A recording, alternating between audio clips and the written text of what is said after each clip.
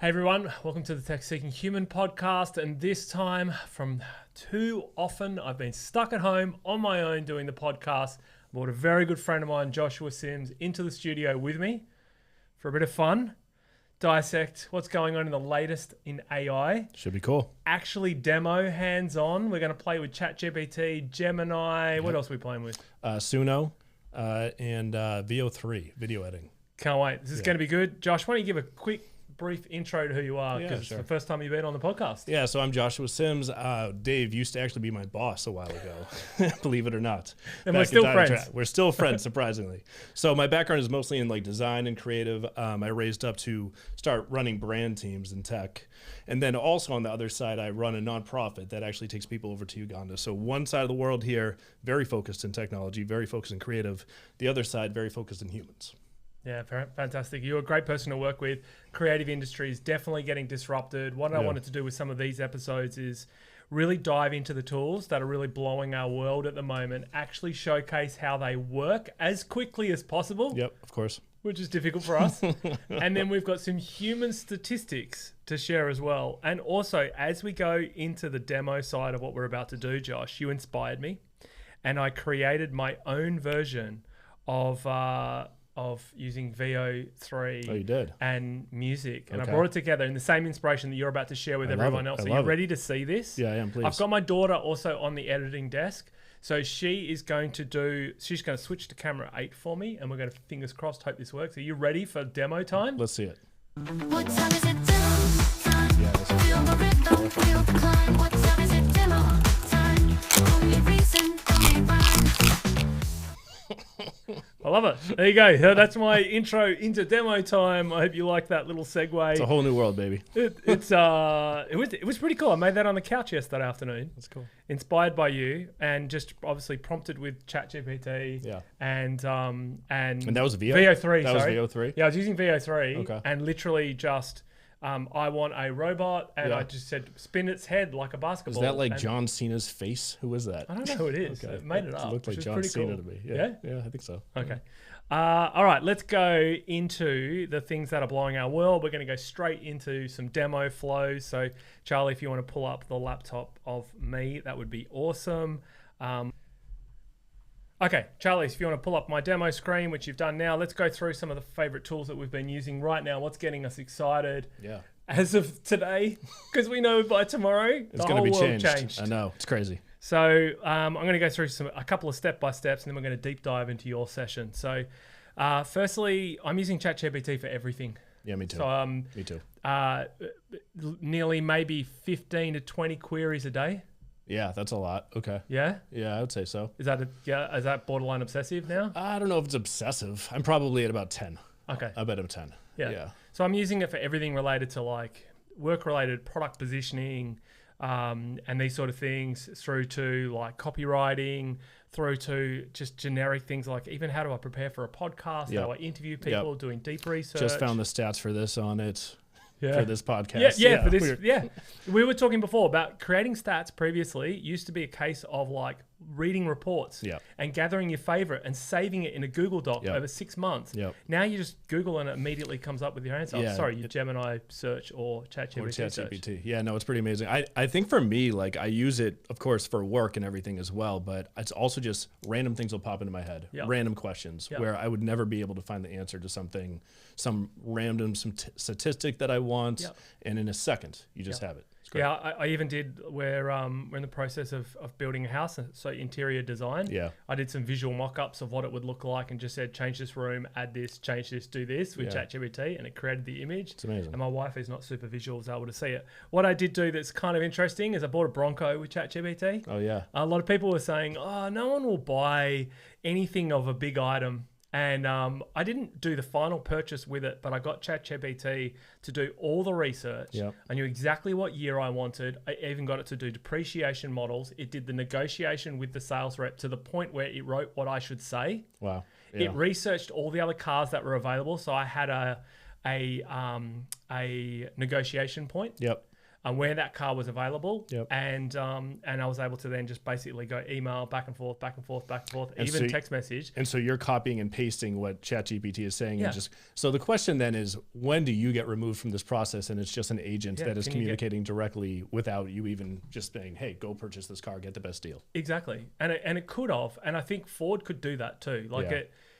they could be going back. Like dealerships- the sales rep was like doing nothing but like doing the Right. obvious. Yeah. Oh yeah, but taking 2,000 off. Yeah, but and in the end, like we got it to the point where in a day we'd made a decision. I was in there and I had to sign the paperwork, and he did very little. And I just think, like, So- direct to consumer car. Do you think that this happens on both sides? So you as the buyer, you're using ChatGPT, you have an agent that's just negotiating, and Yeah, then the sales I'll rep, have an agent. at the sales, and this does the sales rep become obsolete because now there's just, and so that goes into all kinds of sales, right? Outbound is that'll be an interesting.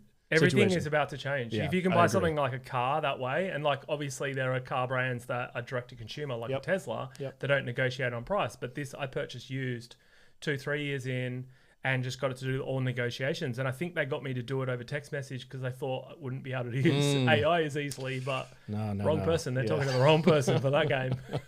So I got an incredible deal, like about 10,000 off what it would be. Yeah. And ChatGPT told me that in a year, even with the amount that I drive, I probably could resell it for more than I bought it for. Wow, there we go. So that's why when I went to buy it, I had complete confidence. That's amazing. The other thing that I'm loving right now is Gemini. I'm using Gemini a lot for the deep research. I find the deep research more incredible than what ChatGPT can do.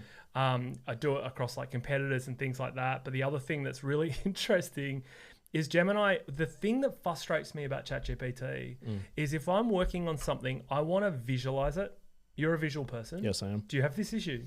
Yeah, I do. I'll use ChatGPT not for visuals so much, but then I'll take them into something like Midjourney. So I use Midjourney as a visual tool. Okay. Yeah. Cool. We got to touch on that on another episode. Yeah, for see sure. how you But use I've Midjourney. actually never really tried Gemini much at all. Yeah. Or ChatGPT for visual purposes. I think what I'm liking about Gemini at the moment is being a visual person and trying to put together positioning or like what are we going to do as documentation for a team. I like that it creates the visual. It creates it's code. It's not a PowerPoint presentation, but it gives you a working framework to see like what it's not just black and white text in a 2-pager. So do you use it for like visual ideation? Do you get final visuals out of it that you I actually don't use it for the visual use case. I use it for storytelling a strategy that I also need in order to go backwards and forwards on it. Like I can't. So it's part of your creative process. Yeah, I can't read 3-page documentations like a VCR manual. I'm really bad at it. I have to see them on slides because I've been trained for the last 15 years on PowerPoint presentations.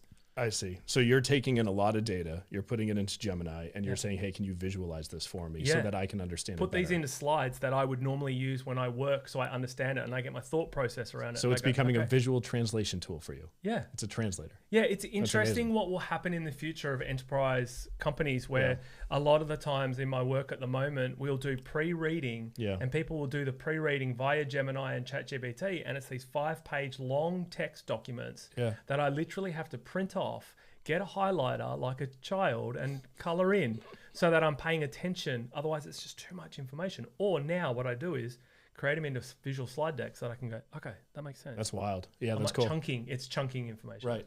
So I quite like Gemini for what it's doing there, to bringing like the text into presentations. It's making it easier. Big bugbear of ChatGPT that it doesn't do that yet. And it doesn't allow collaborative workflows.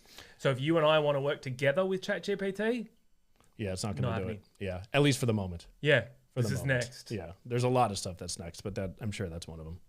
HeyGen, I'll go through this one really fast. I don't like this use case.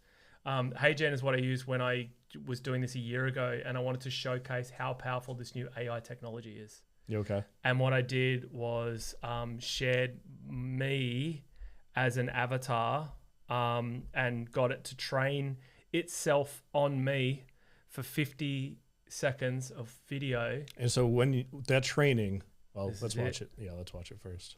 Hey everyone, I recorded this earlier today for this presentation. Unfortunately, this isn't actually me. This is a 3-minute and 29-second webcam recording of me using HeyGen, which I paid $20 for, and I was able to upload with a simple script to provide permission for it to replicate me. I now have simply typed some words I would like my digital avatar to say. How creepy is this? I mean, the potential for marketing engagement is massive. Apparently, Uber sent 100,000 videos like this to all their drivers. My daughter immediately thought that Taylor Swift could send out personalized messages to all her fans. Of course, as parents, we'd be paying for the fake Taylor, wouldn't we?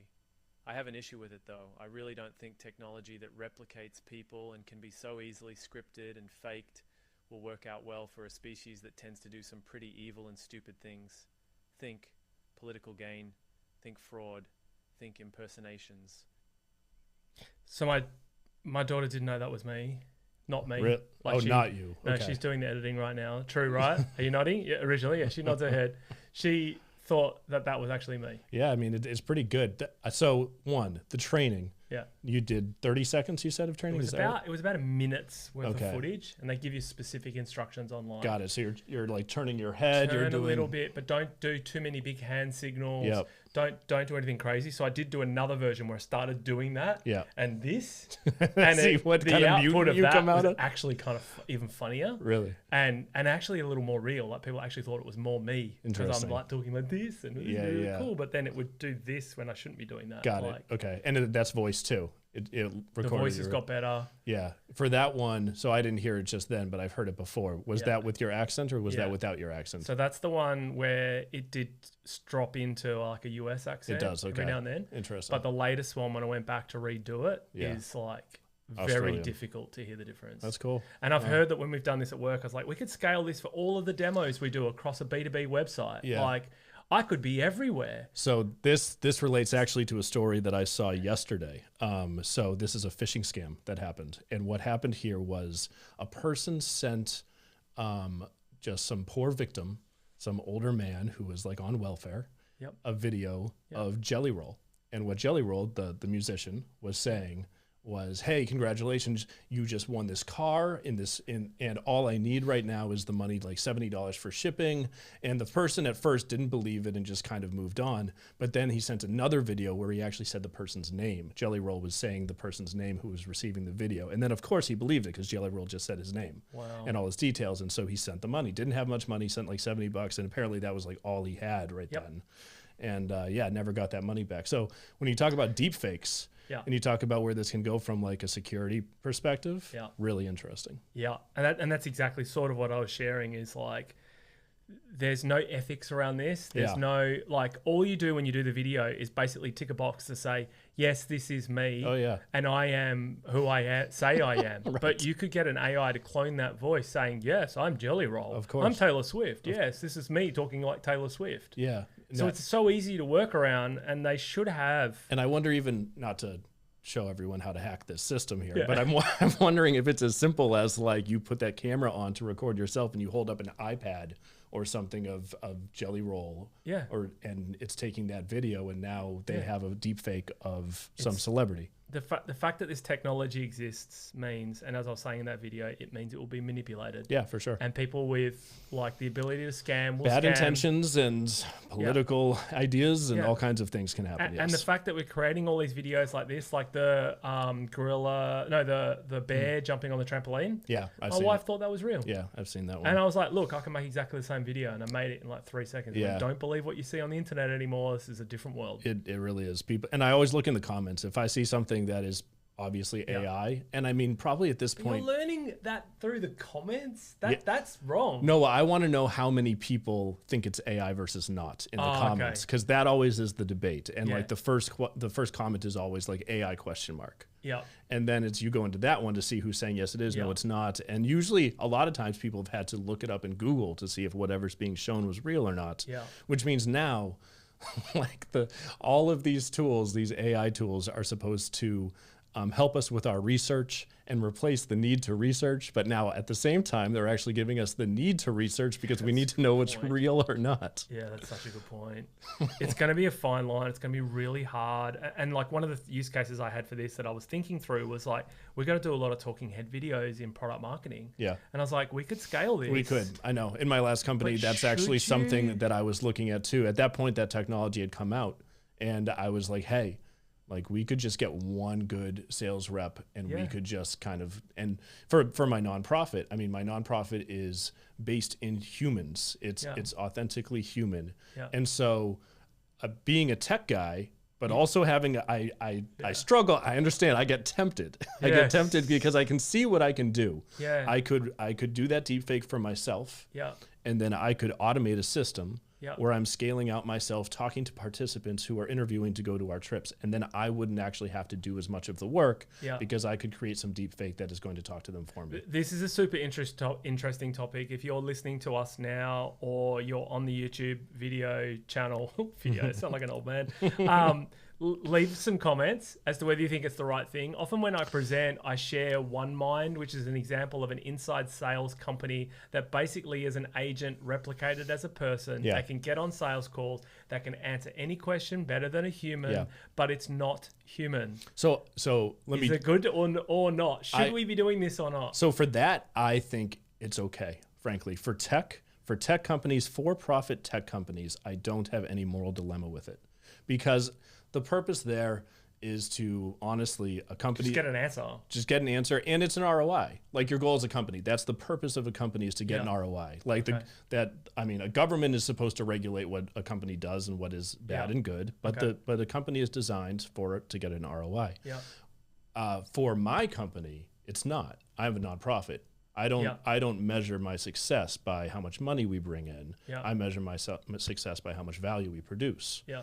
And so it's different. Ethics. It's different ethics. So, but here's where I get stuck, and I am curious about people in the comments if they have opinions about this. So I probably could, if I spent less time talking to participants and people I need to talk to via creating in a AI clone of myself, I probably could focus more on the things that I really need to focus on, and in doing so could create more value, which is in the form of sponsoring Ugandan students, bringing people from America to experience this. And therefore maybe it is the best thing to do because I could create the most value. However, it is very against our brand because our brand is completely rooted in true humanity. Yep. So I think you are your brand, and the issue you have is how much trust would you have if you had an AI avatar at the front of that brand? Exactly. Yeah. Like I think like Uber did it, they sent messages out to all of its drivers and whatever, but it's like, as long as you're transparent with that's what you're doing and why you're doing it. I would always be transparent, but at the same time, will that shift? Right now, you're right. This is new technology. Maybe if you're transparent, maybe if you said exactly like that, I'm actually in a village right now working with Ugandans on the ground. Yeah. I can't take the messages, but I wanted to be there for you in some form of way. Here's a version of me, and I can't wait to have a conversation with you as Josh the person. And I'll be back soon. But at the moment, my time is being spent on the ground. It could be like that. It's an answering machine for when I'm not there. It is. Yeah. Maybe. It's an answering machine that can proactively answer. It's not a dumb answering machine where it's like, I'm not home right now, leave a message after the beep. Yeah, but it's interesting because these are the things I struggle with is when you focus on humanity and yet see opportunities to provide the end goal of what I'm doing, and yet in some ways feel like I'm sacrificing pieces of humanity within my brand by doing that. It makes me uncomfortable. So I haven't done any of that yet, but you can see where my mind is. Yeah, my mind's going there too now because I get like 10 pictures a day for I want to be on this podcast. Yeah. And I started looking at ways of which like, how do a lot of them are selling to you and I want to understand the value and what story could they bring and have to tease that out of them a little bit. Because they're probably using an AI to pitch to me, and then I want an AI to respond as an answering machine and then proactively gather a story and work with me. Because often I'll use the AI to go, what is their angle? Help me with the angle. And to automate that would be awesome because the podcast is my spare time, not my real job. And so I need to automate those. So maybe an answering machine is a good analogy. Yeah, I agree. And I think the transparency, no one wants to feel like they're being fooled. Yeah. You know, even just saying like, this is an AI or something clearly in the video. Transparency, I think, is important. No one wants to feel like they're being tricked. But at the same time, if you can leverage these tools and focus where you need to in order to create more value, I don't know. Maybe it's not a bad thing. All right.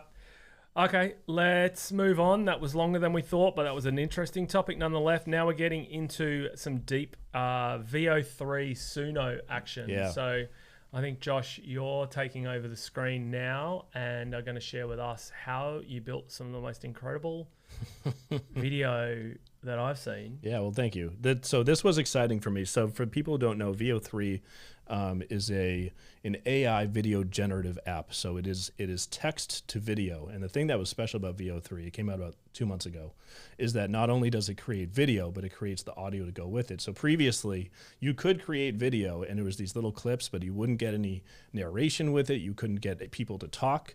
This came out, it creates very real video. And just like in the dilemma Dave and I were just talking about, I run an organization that is focused on humans. So I've been very conflicted about actually using any of these like AI generative visuals within my brand. But I had an idea that was, hey, what if AI is kind of almost tricking people and manipulating humanity a little bit? We position our organization as the cure for that, and we can create the visuals with AI because we're exposing that it is AI. So I want to play this video for you, but then also I'm going to do a little bit of a deep dive into a demo onto how this actually came about because, spoiler alert, this took 12 hours and $200, where a video like this previously would have taken 500,000 and maybe 5 to 6 months. So here you go. Here in the digital world, human to human connection is being replaced with human to AI connection.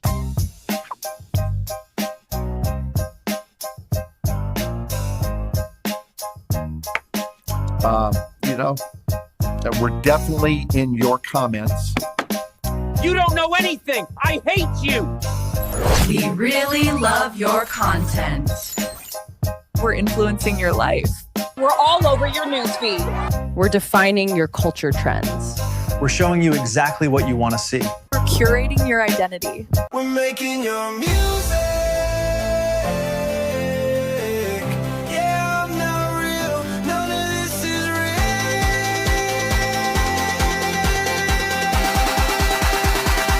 This is all AI. These AI-driven algorithms couldn't be shaping your worldview.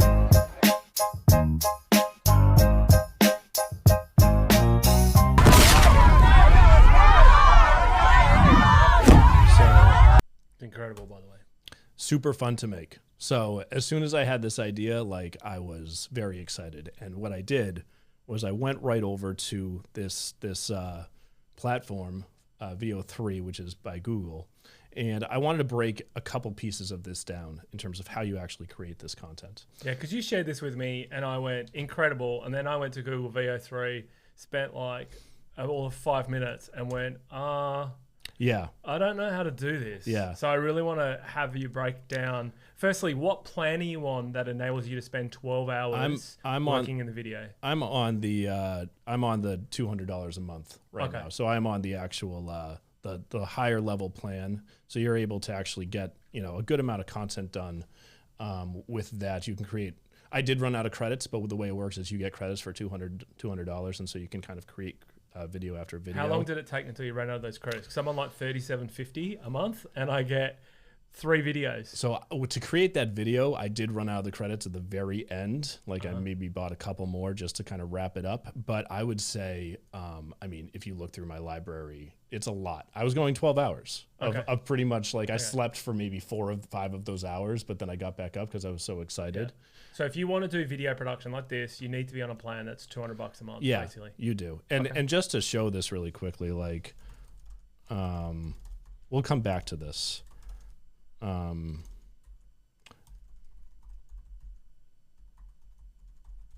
So this is just something,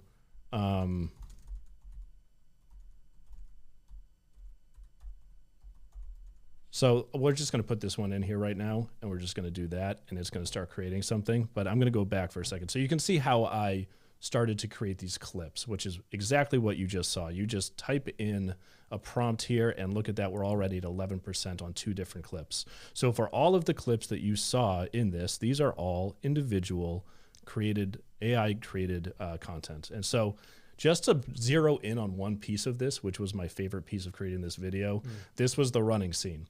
So I knew I wanted to have a runner, and I wanted a song that spoke directly to what we were talking about. The lyrics here were, we're making your music, I'm not real, none of this is real, this is all AI. So I knew I wanted those lyrics, and I knew I wanted some type of upbeat running song. So you're a songwriter as well now. I am. And that didn't happen on this app, that happened on this app. So this here is Suno. This same exact thing. If you want to create something, you can just hit this button. You can type in with the type of song you want, and you can create. I mean, I've created so many songs, it's ridiculous. But just to give you, so I got 2 different songs off of that one prompt. The first one is this. Yeah. You can tell that this one wasn't the one that I really wanted to go with. The second one, however, when I heard this, Code in the beat, we're rewriting the style. We're making your music. so when I heard this second one, I'm not gonna lie, I was out of my seat jumping around. I knew I had a hit. I could see the visuals in my, and I was like, yo, I know I can edit this for this song, the way it's building, I can start to do these cuts that will build with this music. And so what I did was I started just creating a whole lot of different cuts of this one person. I knew I wanted this one to be our opening establishing shot. I just thought it was really cool where the camera is swooping around. You can see the earbuds are in his ears, therefore it's establishing he's listening to the music.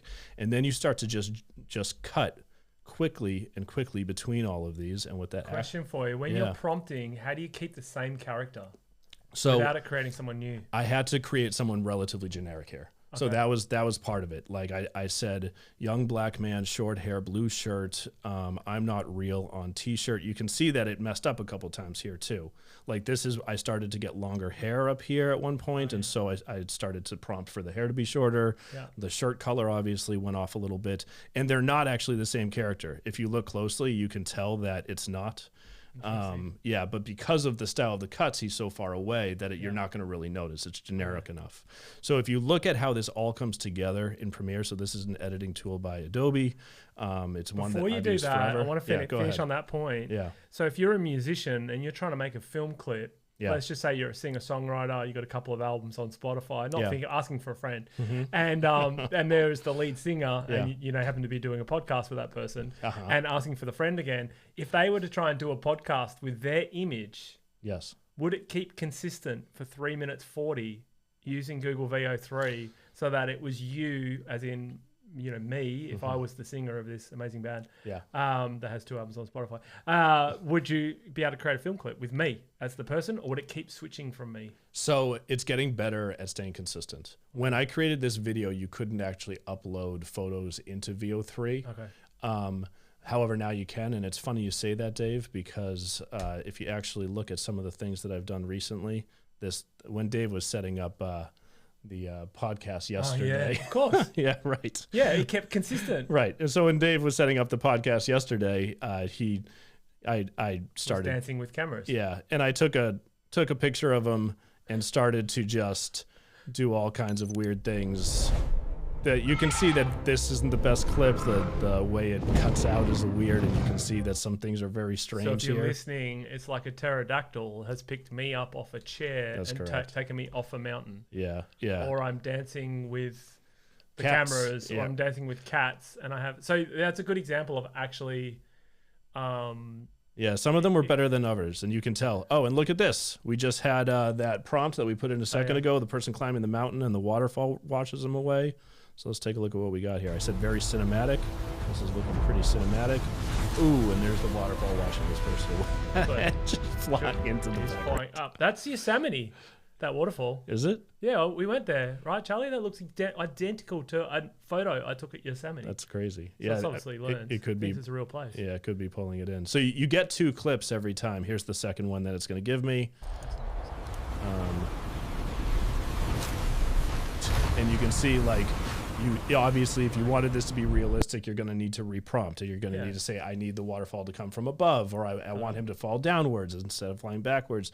So it's a lot of trial and error. The thing I love about this, and you can see in just some of these clips how much trial and error I've done. It's the same with the music. You're going to prompt and you're going to find the one you want after trial and error. But it's so much fun because you never know what you're going to get. And it's a surprise, little fun surprise every time. It's exciting. It changes your direction. And a lot of times it'll inspire you in a whole new direction too. You'll be like, oh wow, maybe that flying backwards thing that just happened with the waterfall. Maybe that's cool for some reason for whatever I'm doing. Maybe I should go in that direction. Maybe weird is cool. Maybe weird is just weird. Right. Because I'm seeing a lot of that on social media now, where it's like, let's just be weird because it's interesting Exactly. and kind of funny when Yeah. the AI does weird stuff. Totally. And so just to look at this very quickly, so anyone who does a little bit of editing can understand what I'm doing. It's super basic, but this track down here, that's our running track that we've created in Suno. The other track that is played the whole time, this one, Curating your identity. that also was created in Suno. I wanted to just have a generic background track that brought the vibe out, a little bit of humor.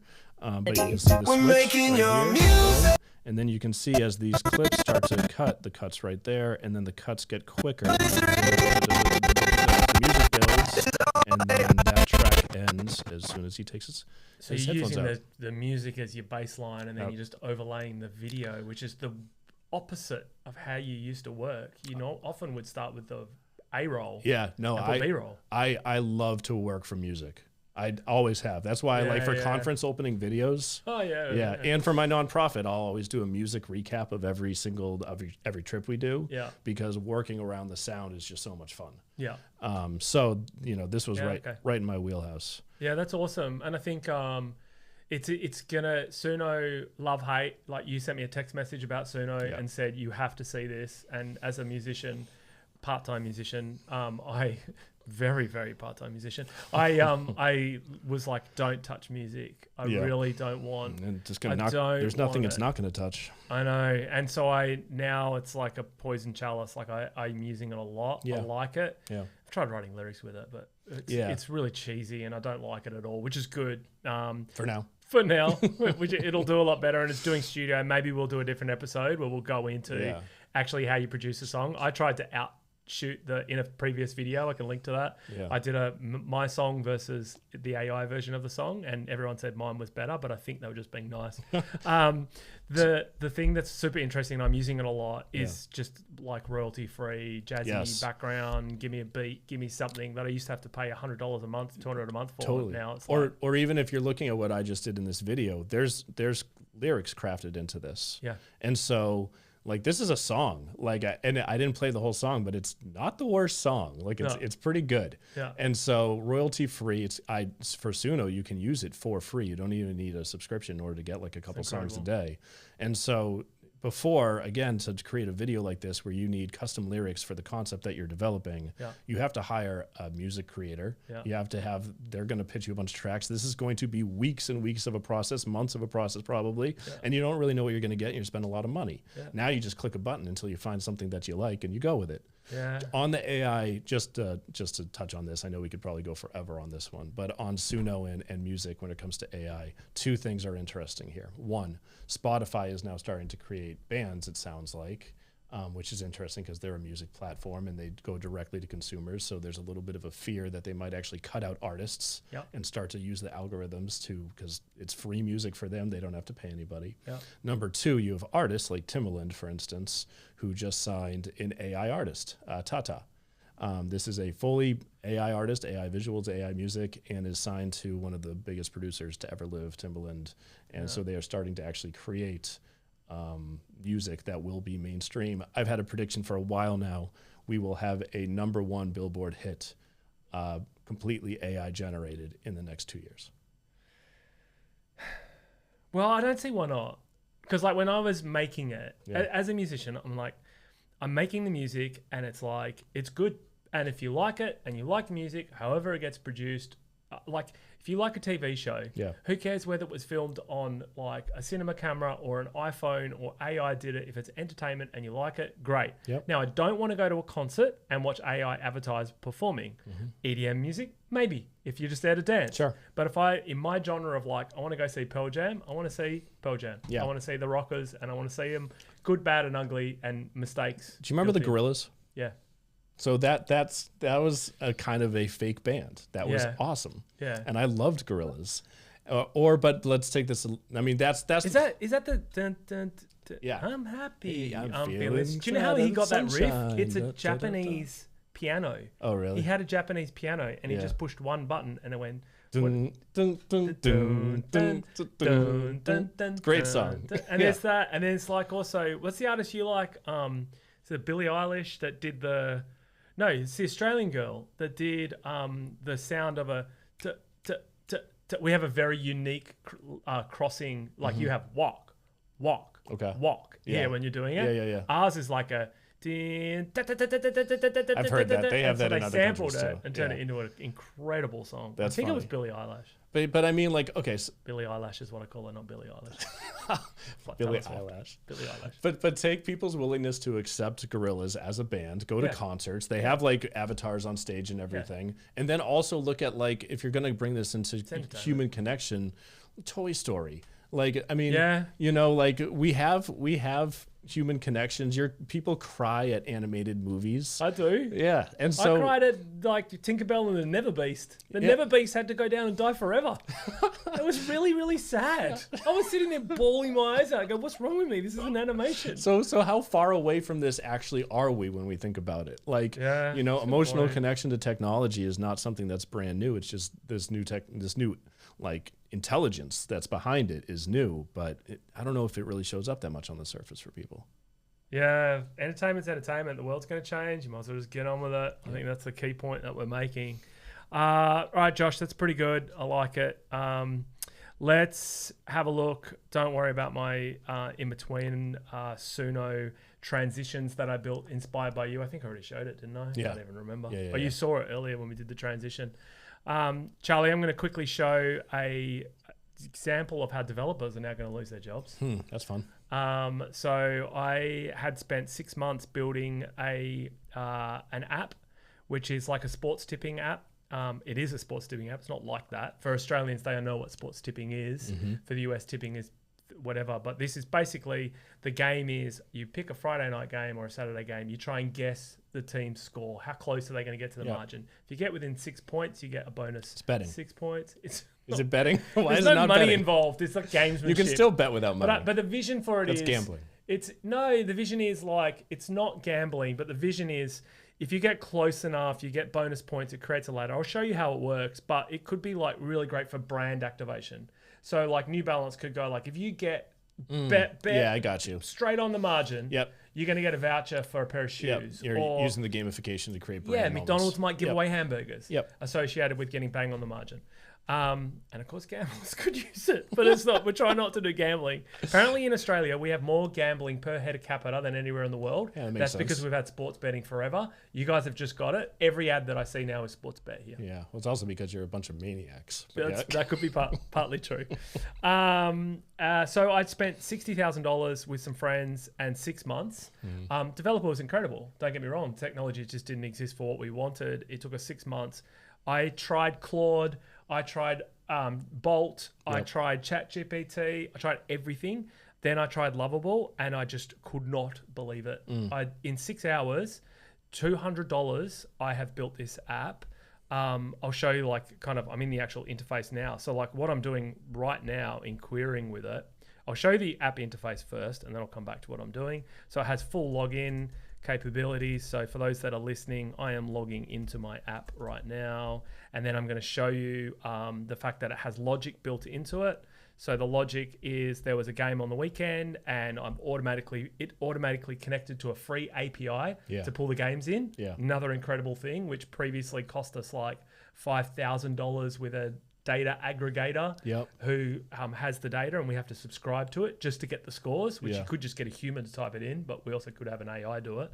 And essentially it's just pulling in the win-loss. And so it's grabbed the games that I guessed. It said I got the win, but I didn't get the points. In the other game, it said you didn't get anything. And then the other league I'm playing in, it said you got the bonus.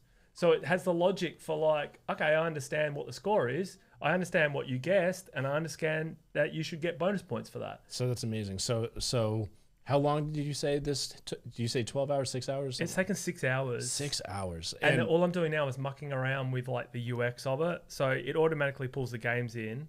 I'm just going to get rid of this. I'll show you. It creates a league table. So I have my ladder, and of course I'm on top. But I'm only playing with like 5 or 6. This is only a demo account, but it shows where I am on the ladder. And then even all down to the stats. So I've designed the UX around this. Out of the box, the UX that it does is incredible. And then if you want better UX, which is what I did, is I literally would say, this doesn't look that good. Can you make it better? Here's what the AFL official league table So looks like. did you- Can you use that as an inspiration? Did you and redo screenshot it? Yeah.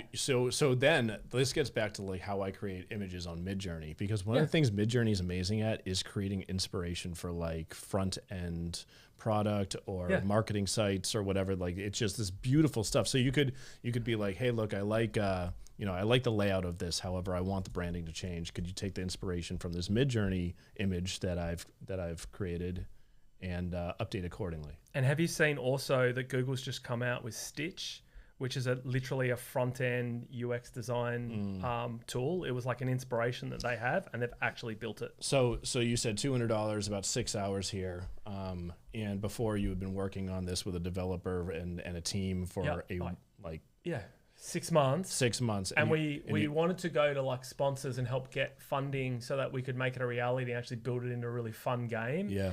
And then we were going to use the money to actually develop it. Yeah. But you don't need to anymore. But we've developed it. So you've told the team we're switching directions. We're just going with Loveable now. Yeah. Yeah. And I've given like one of the developers access to this, and I said, go nuts. Like, That's amazing. see if this thing's going to scale. Like, I installed analytics on it. I've created leagues. The other things that it does is like, email notification. And it goes, use this. So it uses Superbase for the database, but you can use any technology. It goes, use Usend, use Twilio. So now I'm going to set up phone notification, SMS, and WhatsApp. And I was doing that this morning. If you look at the prompt I gave it, so you can actually see some of the prompts. My prompts were pretty basic. But you said like, I want a text message to go out to users when X, Y, Z happen. I wasn't happy with email. Can you review the email automation strategy? What we should have is a welcome email when you first join, a weekly don't forget to enter your tips email, a summary of the weekend, blah, blah, blah. You should have an email preference system built in so users can toggle emails for notification on or off if they don't want the emails anymore. I also said, I don't think the emails are working right now. Check it. What I want to do is fix the email, and then I want to enable cell phone login and cell phone notification. Yeah. We can also consider doing this via WhatsApp as my first preference. It came back and went, currently working. This works, this works, this works, this works, this works. And then all the emails are working. So how long did it take after a prompt like that for it to be finished? Because it works for a little while. 26 seconds. Jesus, okay. That's 26 seconds, it would take longer than a developer to read what you just sent them. Yeah. It thought about it for 26 seconds, and then it started coding it, and then it's making the coding changes. So it's like a database change. Then it says, I've checked the database, you're okay to hit go. Yeah. So I go, okay. Go. And hit go. I'm yet to see what happens when I break it. Yeah, but I basically go, you broke it, fix it. And it Yeah. goes, okay, I can see the problem. And it just keeps going. Yeah. I see the problem. I see the problem. And it keeps going over and over. Now the email system is fixed. And then it says for WhatsApp and SMS, this would require setup with Twilio. Yep. I can implement the phone number collection during sign up, WhatsApp notifications via Twilio API, SMS reminders as a fallback, user preference for email versus WhatsApp versus SMS. So I told it about the fact that I wanted a notification system and I wanted to email. It remembered that I wanted to do it, and it was like, oh yeah, we should do that for WhatsApp or SMS notification as well. Yeah, I love this. I have two questions. Number one, the biggest prompt you gave it, I'm assuming, is kind of one of the original prompts, which was to create the basics of the whole app. Yeah. And how long from that to you had something that you could actually look at? How long did that take? I briefed it all with a previous briefing doc that I had for our old developer. Yep. I'd been working with Claude, and what I didn't like about ChatGPT is it couldn't remember where we were at when we were building things. Yep. But Claude keeps taking snapshots. Yep. So then I said to Claude, build a documentation of where we're at right now with all the technologies and everything that we have. And then I gave it all of that information.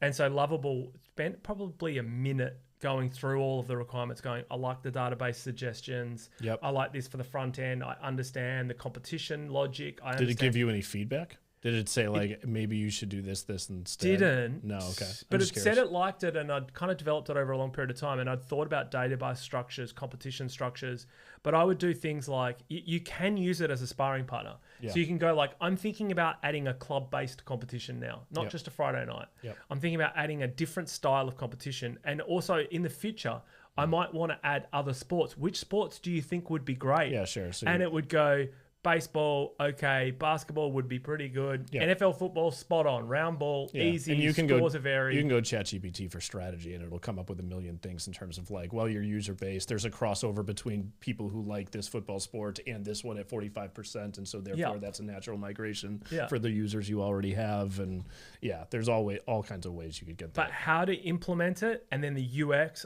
even just things like, I just don't like the UX. It just doesn't look that good. Yeah. So and it would go okay, and just fix, and it fixes it. That's amazing. I had one other question, and I just got down that path so much I forgot it. It's so brilliant. It's one of the best things that I've ever seen. So I'm like kind of really blown away. I'm going to build new competitions, new leagues. Big fan. Going to scale it to other sports soon. Yeah. And just have fun with it. Yeah. So what's your prediction for how this affects how people work? Because I mean, and this goes in both directions here. We have the same story with two different technologies. I just created a video that would have taken 5 months and $500,000. You have an app that you were working on for 6 months. You did it in 6 hours. Yeah. Yeah. And do you think that you know, the ability to create now is so easy? Yeah. Anyone can do it. There's probably two things. There's three things that I think is going to be incredible. One, and we saw stats earlier that 80% of developers are already using AI. Yeah. So I just think the development cycles now are going to be extreme. Like, you're going to be so much more productive as a developer. Yep. So I don't think it's like, oh, developers should be worried you're out of a job, because someone who's a good developer using this would do it faster than me doing it as a developer. In the same way that you can produce better videos as a video creative person than someone that's just a camera person. Yep. So I think development is going to go really, really fast, and we're going to go like much more improved user experiences and functionality with more releases faster. I think that's the first part. The second part, I think we're going to see a proliferation of apps everywhere and mass disruption of traditional models. I think anyone can build an app now. Yeah, and so that's kind of where my head goes instantly too, is and this goes to apps, but this also goes to what I'm doing too for video content. It is going to be spewing out, like gushing out at this point. Everyone's going to be creating content. You look at even just ads on Instagram, all of them are AI pretty much right now. And this came out 2 months ago. And so like, you know, you can do another different ad every week. Different ad every week, try a different one, see what works with the brand campaign, blah, blah, blah. You can iterate quick.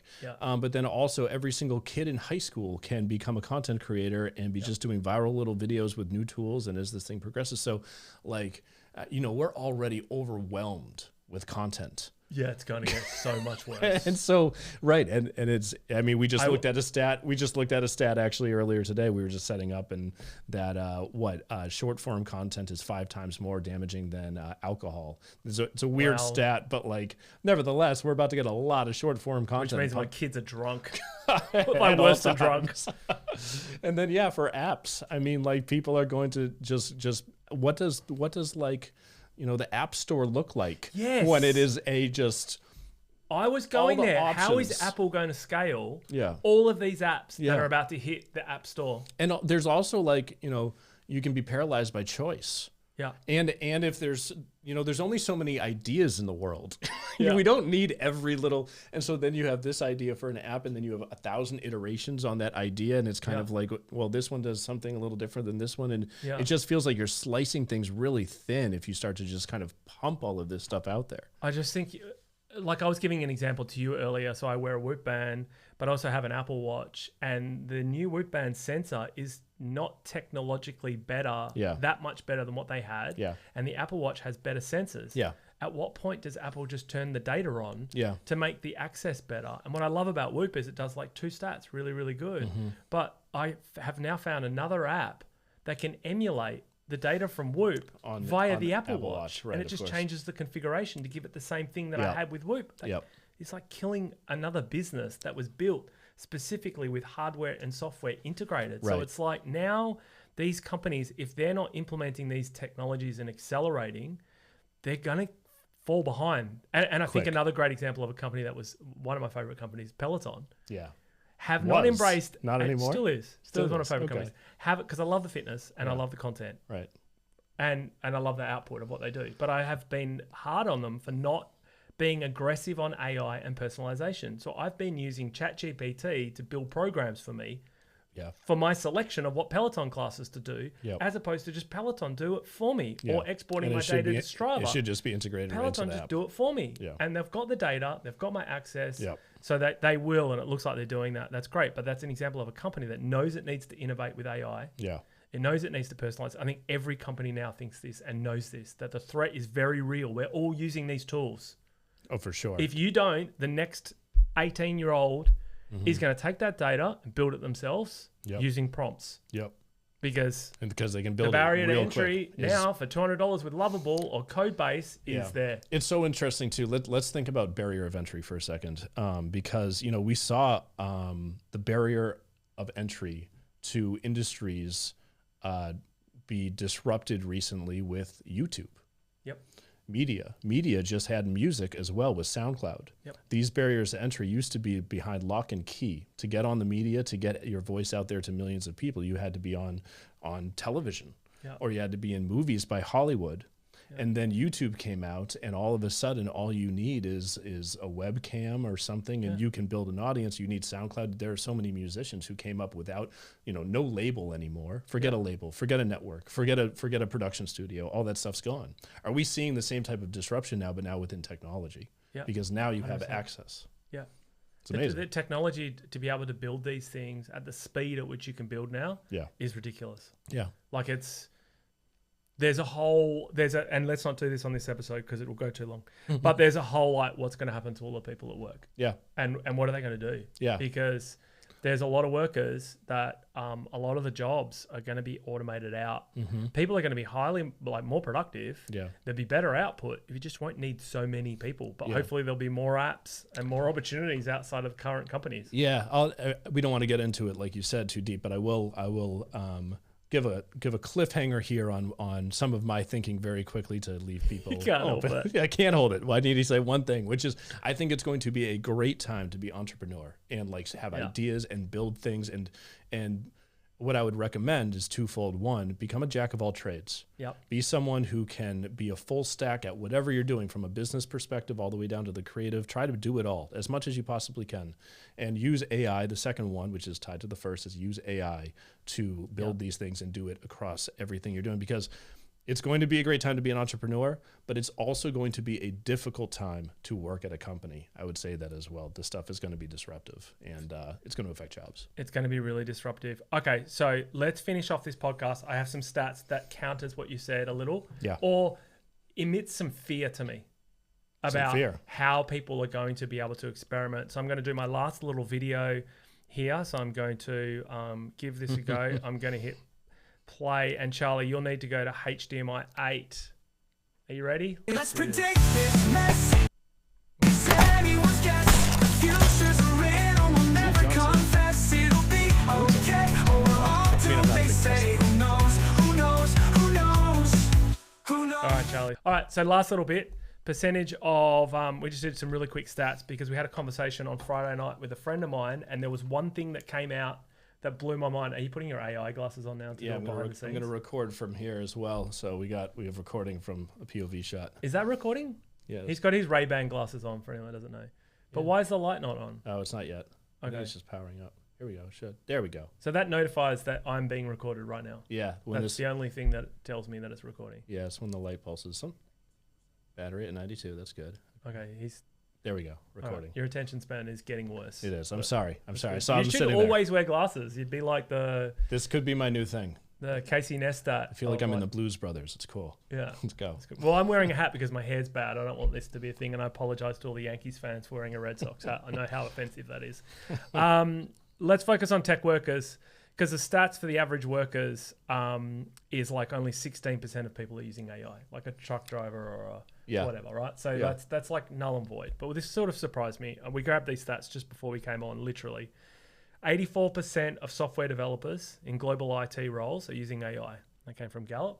Doesn't surprise me. What was the percent? 84? Yeah, 84. Okay. Yeah. I actually spoke to someone, and some of the software developers are refusing to use it, not because of the fear of loss of jobs, but because they're concerned about the environmental consequences. Really? Because it takes so much energy. Yep. So it's an ethical this is using too much energy, not I'm worried about my job. I mean, props to you. I think that this whole thing is pretty inevitable. If people want to make this much production happen in the world, they're going to figure out the energy piece to it. And yeah, it's going to be what it is. It's hard to take you seriously in Ray-Bans. Yeah, I'm sorry. But Gonna keep it up. 50% of white-collar tech workers are frequently using AI. 50%. White Only collar 50%. tech. Yeah, that's low. That's low. So low. So the question there is are they admitting it? Are they admitting it? That's true. It could be they're not allowed to, and so they don't even want to say that they're doing it. Yeah, because Gallup has probably done an official poll that probably came out via HR or something. Yeah. Dear HR, I wasn't using AI, I promise. I promise. You really think that's how they would do it? Everything. Yeah, I don't know. Maybe. I mean, 50% is really low. It's really low. Way too low. I mean, you're so huge into tech. Do you have a big network outside of tech? No. No. Yeah, Okay. maybe. Maybe. There's some footy players. I definitely do. I have a huge network outside of tech. I would say there's a decent percentage of them that aren't really using AI on a day-to-day basis. That's so hard for me to understand. Yeah, I know. And this is part of the conversation where I want to get to. 35% of SaaS businesses are using it at an org level, like they actually have AI tools. Yep. It's so low. So this is where I got really interested. I was like, you should just try AI. We had a conversation with a friend of ours, and we said, just try it. You should be using any tool. Use Google VO3. Use that. Use ChatGPT. Yeah, have fun, experiment. Just go experiment. You have to experiment because you've got to learn how this is going to be in this new world. Yep. And she said to us, we're not allowed to. Yeah. And I went, whoa, what? For security reasons within the company, and they're concerned about where data might go, or how the information that people are. Teach them how to use it Yeah. and what not to post. Just don't use it at all. But they're scared to open the floodgates, I think. So they have some AI tools, but it takes a while to get them approved. I think that's mind blowing. Yeah. Like you need to scale a company and transform a company, you need all the people on board. Yeah. If it's so much more productive, which it is, leveraging AI, you teach people what is right and what is wrong. Don't put financial numbers in. Don't put anything that's there needs to be non-public education disclosure. around it. And have a system in place that maybe is a way of checking. If you did do that, you get reprimanded. Yeah, of course. Yeah. You know, like it's some kind of policy check. Yeah, I would agree. Like just completely going against the innovation is never going to keep a company alive. And so there's two things here. One, the big companies, they're going to be the ones, I think, besides maybe like a Microsoft and Apple, the ones that really champion innovation and understand that they need to be the front leaders within AI. Yeah. Ones under that, I think that processes are hard to change. And I think there's going to be a lot of legal and privacy concerns. Yeah. And so then I think they're going to move pretty slowly, which leads them ripe for disruption. Because all of those startups right now who are just like, we don't care. We're trying to move as quick as possible. Put a rocket behind me. Yeah. They are going to use every AI tool that they possibly can get their hands on, and they're going to rocket themselves right through those companies. Yep. And so, and that's one thing. The second thing is, I think, where your head's a little bit at too, which is the employees. Yeah. If you aren't, how are you gonna build your career in this brave new world? Yeah. And so, if the companies aren't willing to provide an environment where employees can learn the skills that they need to survive with the world that we're going to have, then they will go elsewhere. Yeah, and as a recruitment tool, yes, people will start asking the question of like, well, if you're a designer or something. Well, in my previous role, I was using Midjourney and I was using this to do prompts. We don't allow that in this company. Oof, man, there's no way. There's no way. Okay, cool. I'm not going to work here then, am I? Yeah. Like I just think as a recruitment tool, it's not. Yeah. You need to champion AI as a centerpiece to your culture. Yeah. Yeah. So that was interesting. I posted on LinkedIn and I asked how many people are free to try, how many have locked options. And early on, it was like 50-50. And I was like, wow, what? My perception of the world is not reality. We all live in needed bubbles. the data to back it. Yeah. That's why I asked, do you have a big network outside of tech? Because we live in a tech bubble. And I feel like, I think I've got an interesting perspective because I do think I move between a lot of bubbles. Even here in the States, I have friends in all kinds of different places, and I can. What's it like to have friends? It's not bad. You still have friends even with those glasses. I know. They still talk to you. You're talking to me right now. Well, but I don't have friends. But right now, especially in New York, for people like you and I, it's obsessive. there isn't a period of the day that I'm not like somehow thinking about AI. If I'm in the gym, I'm watching Diary of a CEO podcast where Mo Gadot's on there and he's talking about the future of AI. If I'm out of the gym and I'm on Instagram, I'm following every AI trend that there is and I'm looking at it. It's exhausting though. And it's exhausting, but at the same time, this glasses came off. Must be serious. Yeah, it is. Well, the battery go flat. It's time to get real. but at the same time, like that's our world. That's our algorithm. I don't think that's not what other people are seeing. Other people are not even paying attention to what is happening. Yeah. For me, one of the things that this is comparable to is like when I got into cryptocurrency, 2017. And I kind of, I went into this Bitcoin world where people were, I wasn't in it like them. They were in this bubble. But I went into this Bitcoin world where people were obsessed with it. And you could feel that like this was going to become big because there's this culture around it. There's this explosiveness around it. We're in that for AI right now, but it isn't to the point where it's going to be. Just like that was 2017. Bitcoin was worth $17,000 at its peak, 7,000 when it started then. Now it's at 120,000. Wow. AI right now, it's comparable where we're looking at this and we know it's the future, but if it's Bitcoin, it's still 7,000 and it's going to like 1 million. And so it's about to be everything. Yeah. You look at chips, you look at hardware, data centers, anything that's going to run this stuff. The serious consequences about environmental concerns, sustainability. There's a whole heap of angles. It's almost actually like when I went all the way back to the start of my career and HP was trying to set themselves up as a data center solution provider, which I didn't fully understand at the time. Now I'm really getting my head around it. And did they miss the cloud? Yeah. I distinctly remember sitting around a table and they were talking about why they thought the cloud was a bad idea. The person that ran software, hardware, networking, they had everything. They just needed to agree on it. Anyway, Amazon, the bookstore, came along and disrupted them because they were legacy and they weren't thinking innovatively. This is what's happening with companies that lock AI tools down. Yeah. You got it. The creativity. What we do within our own company is we challenge ourselves and we almost run our own hackathons of like how we're going to do competitive analysis, how we're going to get faster at copywriting, how we're going to produce, how we're going to scale video production. And we put it out there and I implore my team to basically go, if you haven't put this through ChatGPT in copywriting, I don't want to read it. I don't have time. Otherwise, I'm going to put it through ChatGPT and I'm going to be happy with it in the end. So I think, anyway. And one more thing on that, essentially, you just sparked something in me there. You said creativity, and I think like traditionally creativity has happened always on kind of like this creative layer. I went to art school and there were the tools and you were creative using these tools. We had Photoshop if you were a designer, if you were a painter, you had these brushes, you use the tools and you make a creative thing. Now you have to be creative on 2 layers. You got to create the thing, the video, the piece of art, the design, whatever it is, but you also have to be creative with the tools themselves. And there's an exploration, not just with the art, but the tools themselves are part of the process here in discovery and learning and just creative in general. Focus on them, have fun, and play in the same way that you played with paints as a painter. That's a really good analogy, and that's exactly why I wanted you to dive into how did you produce that video? What was the process for creating it? And it's the same thing with like development. It was a Saturday morning, and I'm just like, I got inquisitive and went, I wonder. I wonder if this technology has got to where it's got to now. Yeah, get back to that little kid in you.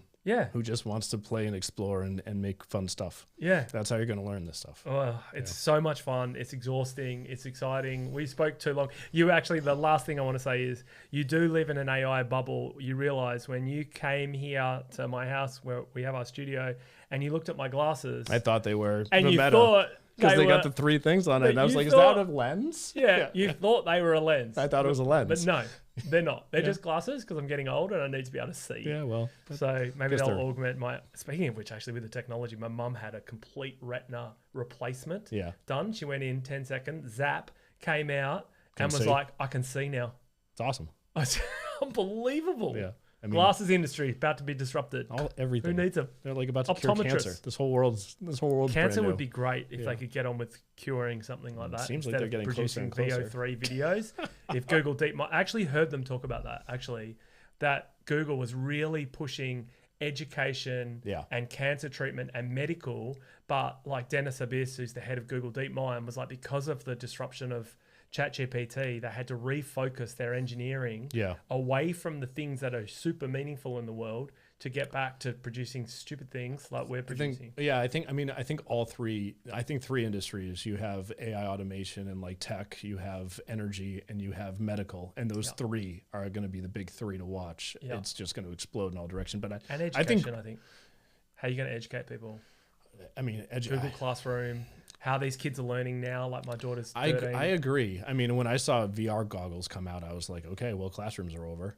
Like, things seem to like move very slow on that front. As soon as it's like physical, I don't know, but I hear you. Education needs to be completely rethought. I mean, my education is 90% through YouTube at this point anyways. But All right. Awesome. Thanks for joining us. We're going to be back with another episode at some point. You're off to Japan. I am. To go and run around, have some fun, see the world. That's what I like to do. Yeah, Japan is an incredible place. Have a great time. Thank you, I shall. And we'll be back with some more episodes. We'll brand these a little bit differently because this is where we're going to dive deep into the tech.